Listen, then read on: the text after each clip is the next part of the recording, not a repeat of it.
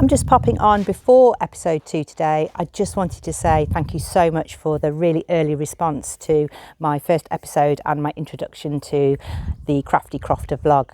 I thought this would be a bit of a slow start and a bit of a grower over time, but your responses have been amazing. I've loved reading your kind messages. I've really enjoyed seeing so many of you subscribe. So I recorded the episode today before I knew what the response would be, but I just wanted to pop on and say thanks. Okay, let's carry on with episode 2. Hi, it's Jo and welcome to the Crafty Crofter, that's me, and it's episode 2 and I wanted to talk today about our fabric stash. We've all got one and we all have different relationships with it. Some people like to collect fabric, some people just have the fabric for their own project. Mine's quite a unique situation because I freelance for Minerva, so I get a constant stream of fabrics coming in and out of my studio. So I do buy quite a lot of my fabric from Minerva. I have quite a lot of it sent to me as part of my work, and I also like to support some local shops and businesses. If you're in the Shropshire or Midlands area, then you might find today of interest in terms of where to buy fabric from and what that experience is like. But I'd also like to know how you like to buy your fabric.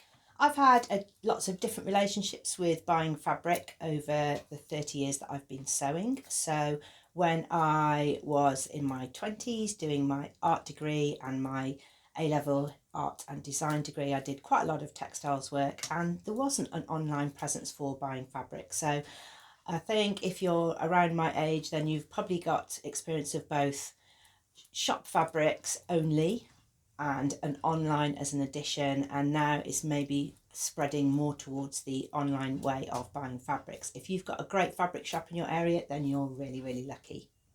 When I was younger, there was one, and it was in a town near me called Shrewsbury. It was called Watson and Thornton, and it is still there. I do go there sometimes. I probably don't buy fabric from there, but I definitely buy haberdashery and buttons because they have a whole wall of buttons and I love choosing them and touching them. I like to get really good quality interfacing from there, and there's lots of other things that I know I can go there and get sort of sewing tools and haberdashery, and sometimes I see something in the fabric sale bin, but that tends to be the place that I go in for a chat, but I don't always buy my main stock of fabrics from there. Once I returned to work after having children, I had a little bit more money, so I would go to maybe a day out somewhere as a location. So I would find a fabric shop and make a day of going there so that I could purchase something from a small business or shop. Then Abercarn became available in Shrewsbury and Chester and Stoke and Manchester. So if you're in that sort of northeast area or the Midlands, Abercarn is a really big outlet where you buy fabric by weight. It's a slightly different experience. It's a little bit more of a lottery. You don't always know what the fabric content is. They're sort of grouped in categories, so it will say jersey knit, but you won't necessarily know if that's a cotton jersey or a polyester jersey or a mix unless you're really experienced with touching it, and even then it can sort of fool you a little bit. So I do like to go there for fabric sometimes, but I really want to know the provenance a little bit more, especially because I like buying natural fibre fabrics.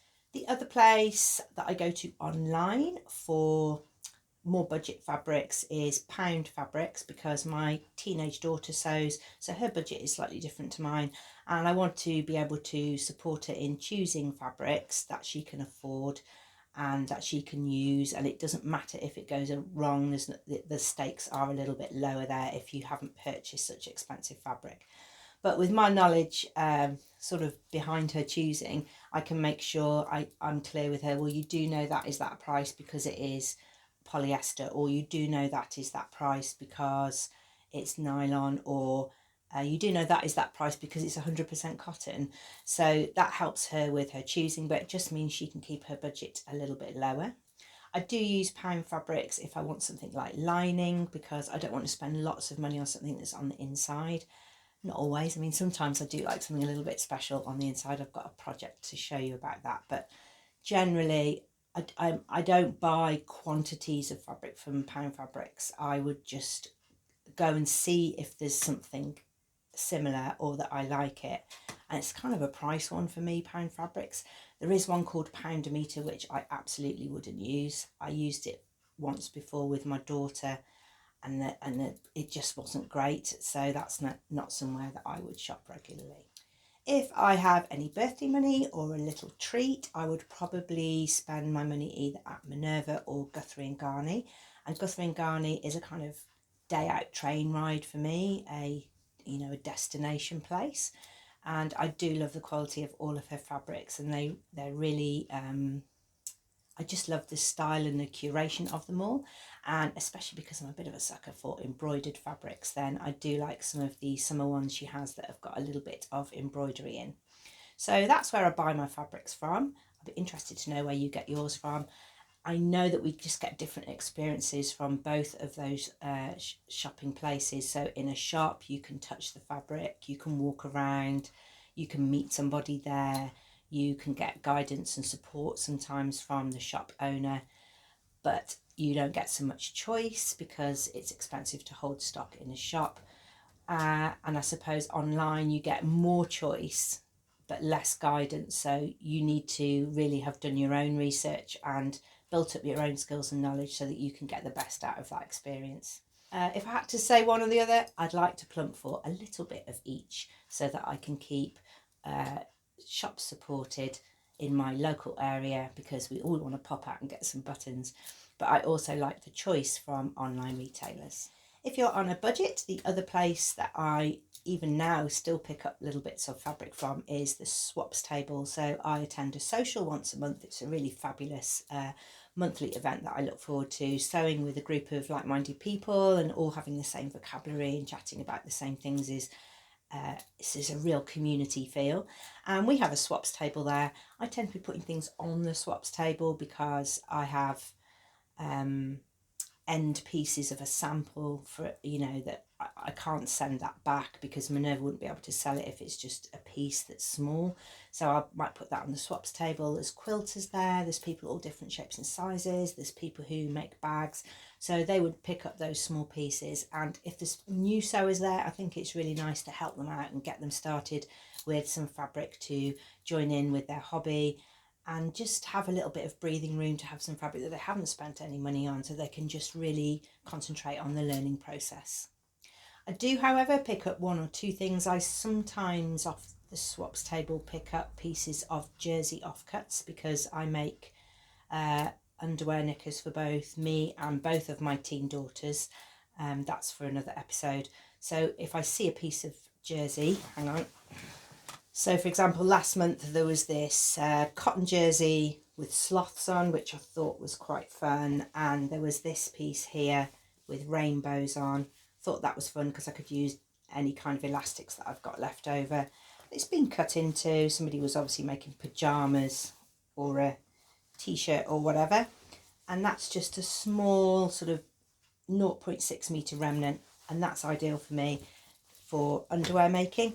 But I'm really careful not just to collect fabrics off the table because it's a nice piece of fabric. I really think about what I'm going to do with it and if it's going to add to my stash in a way that really earns its keep. How much fabric you can buy, have, collect, store are all things really unique and personal to each individual, but I thought you might be interested to see how I store mine. So, I mean, I'm really lucky because I've got a dedicated sewing space and it's big. Even so, it's not full of fabric by any means. I've got a sofa in here, I've got 2 tables, I've got an ironing board, and I don't want to fill it with fabric. I want it to be a working space. And I have 2 trolley bins. I'll show you them. So this one here is for woven fabrics. It's an IKEA trolley, and I can slide it in and out, and that's for woven fabrics. On this side, I've got stretch fabrics. There's a little less in here. I mean, there's a big gap in the middle. I've got swimwear fabrics and stretch jerseys on this side. They're all labelled up too, so this one tends to be more little pieces of fabric because I do a lot of underwear sewing, so in here there isn't so many larger pieces of fabric. Some of that fabric has been in there for years, and that's absolutely fine. If it's welcome to stay there, it can. If it's something that I'd like to move on, then I put it on a swaps table or I give it to my daughter for practicing with. So fabric is always moving. And I do have fabric that I've had for years, and that's fine too. I have a piece of purple velvet that I'm keeping for an occasion. I don't know what, maybe a kind of jacket, but I haven't got a garment to wear with a purple jacket, so there's no point making a purple jacket yet. So that's just sitting there quietly in the background. If I don't get around to using it, it can go on the swaps table and somebody will probably make a really great winter skirt from it. The last bit of fabric stash I have is right behind me in these two cupboards. So these two here are lingerie fabrics and notions, elastics, clips and clasps and patterns. So it's not full of fabric. This one's probably got fabric. This one's got all the sort of notions and bits to make lingerie. This one is lining and this one is interfacing. These little scrap buckets behind me we'll deal with in another episode, but that's it. That's where I keep all of my fabric. I'd be really interested to know how you store your fabric. Some people like to roll them, some people fold them, some people hang them on hangers so that they don't have to use up any space in their home. They can just hang them in their wardrobe so that there's not a dedicated separate space to them. I really like that idea.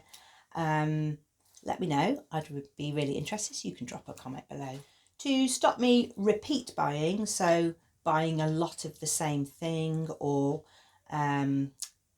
buying something that becomes a bit of an orphan, so I see a fabric and I really like it but I just know it wouldn't go with anything else, then I take a photograph of my fabrics and I keep them on my phone. So here's a little insert of the one that I'm kind of working on at the moment. I've taken a little range of fabrics, piled them up, taken a photograph, and then if I'm out I can get a zip, I can get buttons. If there's some thread on offer, I can buy a thread that matches. If there's a buy one get one free or 2 for 3, I'm not just buying for the sake of buying, it's actually going to go towards one of these projects. So I keep that little photo on my phone, and in a kind of motivational way, if I use one, I write on what I sewed with it.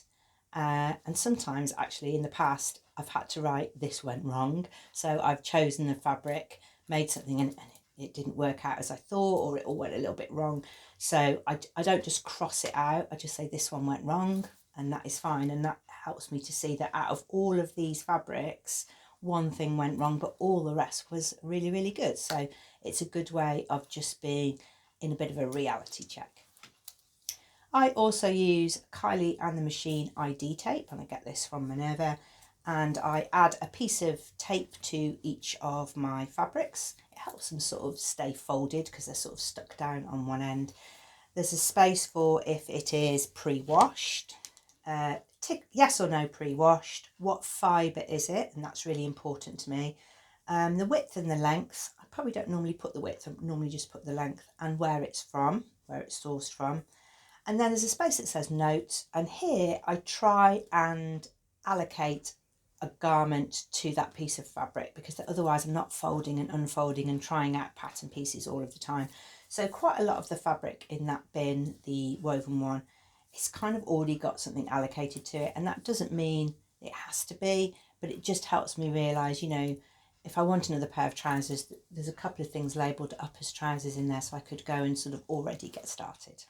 I've got into the habit of pre-washing my fabrics as soon as they arrive in the post. So when they arrive, I wash them, hang them on the line to dry, and then I fold them, label them up, and then they go in the bucket. So there isn't a delay between if I've got an unexpected bit of time. I think, oh, everyone's gone out this afternoon that I didn't know about, or, you know, is unscheduled, and I want to cut out. If you have to stop to pre-wash, it really, really slows down that whole process. Also, I want to make sure that I know it's pre-washed, so people have lots of little tips for that. Some people label it, some people overlock it so they know if it's overlocked it's been pre-washed. I just know all mine are because that is what I do with every piece, and I also just add it to the label. Do I need any more fabric at the moment? I don't think I do, absolutely not. I do have certain times of year where I buy more fabric. So in January, I would tend to buy fabric in a January sale. I often look for price. So I look for sale items. I had a really fantastic little flurry in January where there was some meat milk fabric on Minerva that was in a sale, and I know that fabric is such good quality that I did buy quite a bit of it, and I bought it in all different solid colours, so it felt like a really great value way of using my fabric fund. It meant that I had lots of solid colour garments that would go with other things. It felt like I had really different textured fabrics that would added interest in another way. And I'm not often swayed by print, I don't think. I sort of see things on Instagram and I think, oh, that's a nice print, but I don't necessarily feel like I need to have it. I know that's not the same for everybody, but my weakness is embroidered fabric. That's the thing that I really love to look out for. And that sort of feeds into my lingerie sewing, and also I really like shirts and blouses that are embroidered. I'd be really interested to know what your weakness is. Things that I try to avoid are polyester unless I need polyester. So I think there are times when polyester is really helpful. If you need a drape of a fabric that doesn't crease, maybe for something like an evening dress or something that's going to be scrunched up in a suitcase. So I have made polyester things. We probably all have, even if we didn't know about it. But if I had the choice and I can see the fabric description, then I probably would filter that out straight away. But that doesn't mean I don't ever buy it. I just really think about if I need it or not. I don't think about the print. I think about the fabric base cloth, its features and behaviours. And if I really need those features and behaviours for the project that I'm trying to get an outcome for, then I will consider it. I know it's quite a conversation in the sewing community whether you sew polyester or you don't sew with polyester and mixes and things, but it really does affect the price. So it's something that some people have to look for. It's something that people absolutely rule out. So that's also interesting to me, and it's sort of, I like to hop in on those conversations. I'll show you a couple of my favourite fabrics just before we wrap up. So I've selected a few out of my bin which are sort of really on my mind at the moment. I have a piece of cotton lawn. This one is really geometric, that sort of 1960s print that I talked about in my last episode that I really like. This one is from Swaps Table, so this one didn't cost me anything at all. It's 1.5 metres. This one's from my friend Danielle. Next, I've got some cotton linen Liberty fabric, and I've made a pair of Barry pants for this. And I've got a really small amount left over, and it's not enough to cut a lot of tops out of because it's got a thin strip down the side where I put the legs side by side. But I do have some teal cotton, so I know that those two fabrics could work together. So this one is one that needs a little bit of creative thinking, and I haven't cut it because I'm still kind of thinking about it. I might share that in another episode. I have a piece of art gallery fabric, and this is for a shirt dress. It says shirt dress here, and I'm going to make the bluet dress from Deer and Doe with that. I made one last year, and the seam allowances I had to let out to the overlocking, and I wore it for the summer. I really enjoyed it, and then I passed it on to a friend who really loved it, and I want to make another one, but this time I'm going to size up. And the last one is a piece of embroidered cotton. I said I was a sucker for it. This is a piece from Guthrie and Garney, and I've written a pattern number on it, so I must have had an idea. New Look 6598, which is like a short sleeved vest top shirt, but it's got a collar and a button band on it. It's like a short sleeve shirt, summer shirt. So I think I need to get on with that one, ready for the sunshine. Today I am wearing a long sleeve t-shirt. This is by Isoso Studio. She's a colleague and friend of mine. We both work at Minerva doing content. And this is just a really wonderfully drafted top. So it has a sheer detail here, this little frill, which I didn't quite get right first time, but I hadn't marked the fabric properly. So that's working really nicely now. It's generally a little bit more fitted, but I just took a little bit of the shaping out of the sides. You can do it as a 3/4 sleeve. You can add a long balloon sleeve. You don't have to put the elastic at the end. You can have it sort of open and draping. And the fabric is a 100% cotton jersey from Minerva, and this one is called Breton, as in Brittany, Breton Reverie. It's just got a real kind of Mondrian geometric shape again. That's what I really like in my fabric choices. And this one, I just love wearing it with jeans. If I'm honest, I'm a jeans and a top kind of girl. So today's discussion comment to leaving questions is, what is your fabric weakness? That's what I really want to know. In the next episode, I want to talk about how I keep this fabric at a sort of usable amount, because I really love batch cutting. So that's what we're going to chat about next.